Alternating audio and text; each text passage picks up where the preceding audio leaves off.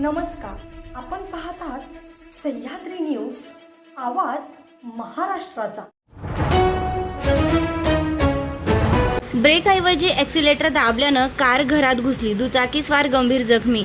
मिरज शहरातील गजबजलेल्या मंगळवार पेठ परिसरात आज मंगळवारी दुपारी एक थरारक अपघात घडला। महिला चालकाच्या कारवरील नियंत्रण सुटल्यानं कारनं प्रथम एका दुचाकीला जोरदार धडक दिली आणि त्यानंतर थेट रस्त्याकडील घरात घुसली। या अपघातात एक दुचाकीस्वार गंभीर जखमी झाला असून दुचाकीचं मोठं नुकसान झालं आहे। मंगळवार पेठेत आठवडी बाजार असल्यानं परिसरात नागरिकांची आणि वाहनांची मोठी गर्दी होती। याचवेळी MH10 EE 2377 क्रमांकाची कार चालवत असलेल्या महिलेनं ब्रेक दाबण्याच्या प्रयत्नात चुकून ॲक्सिलेटर दाबल्याचं प्राथमिक तपासात समोर आलं आहे। त्यामुळे कार अनियंत्रित होऊन भरधाव वेगानं पुढे गेली। कारची धडक बसताच दुचाकीस्वार रस्त्यावर फेकला गेला।